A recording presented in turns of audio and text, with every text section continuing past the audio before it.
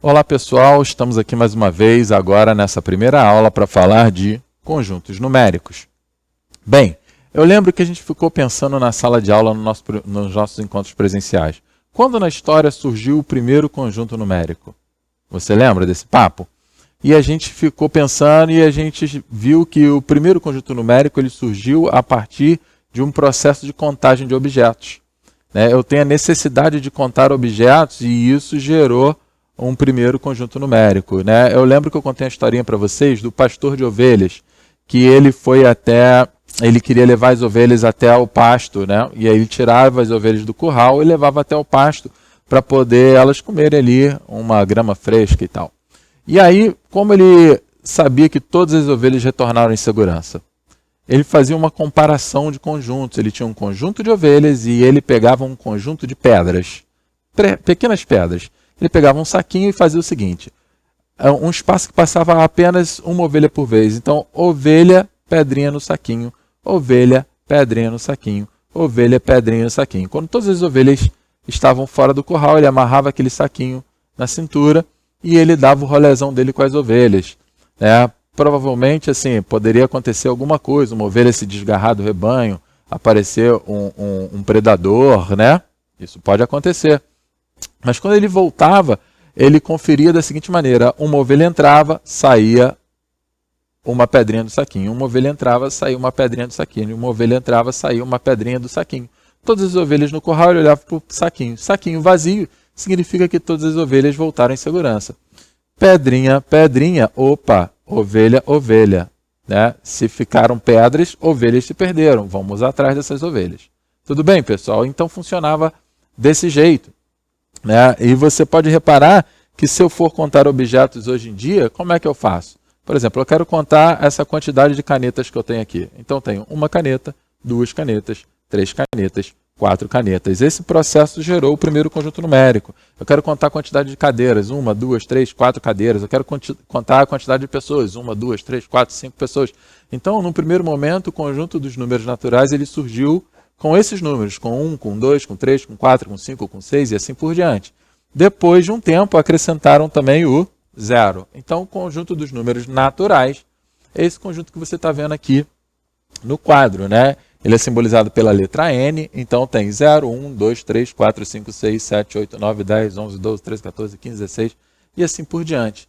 Esse processo aqui, para encontrar o próximo número natural, a gente chama de processo de sucessão. A partir do zero, se eu somo uma unidade, eu encontro o próximo número natural. Então, 0 mais 1, 1. 1 mais 1, 2. 2 mais 1, 3. E assim por diante. Everton, existe o maior dos números naturais? Não, não existe. Esse processo ele é infinito. As crianças às vezes gostam de ficar, eu sei o maior número. A outra, eu que sei.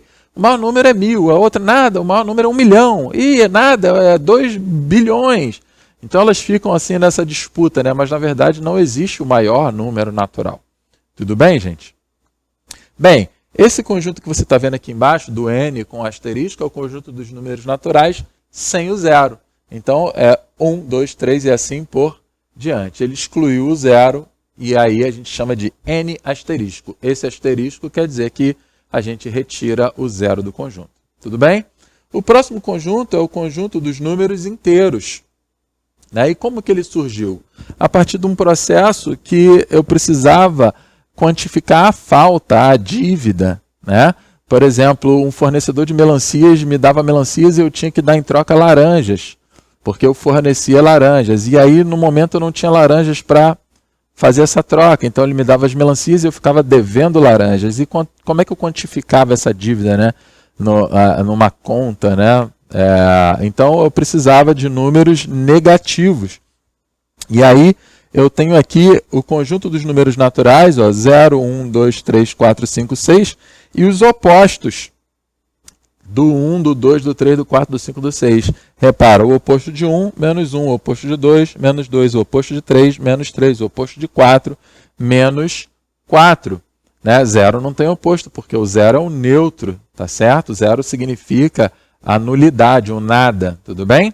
Então aqui eu tenho os opostos e aí esse conjunto dos números naturais acrescido dos opostos de 1 para frente me gera o conjunto dos números inteiros.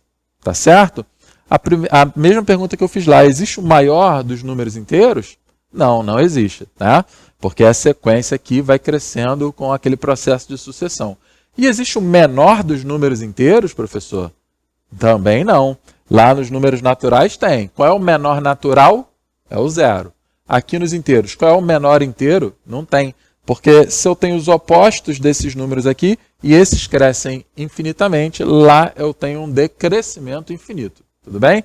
Menos 5, menos 6, menos 7, menos 8, menos 9, menos 10 e assim por diante. Da mesma forma que aconteceu aqui, Z asterisco significa o conjunto dos números inteiros sem o zero. Repara que aqui, ó, onde eu botei essa setinha rosa, não tem o zero. Do menos 1 ele pula para o 1.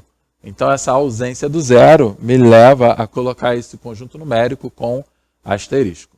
Tá certo? A gente encerra esse primeiro vídeo de conjuntos numéricos aqui. Então até o próximo vídeo ou até a próxima aula ao vivo. Um abraço.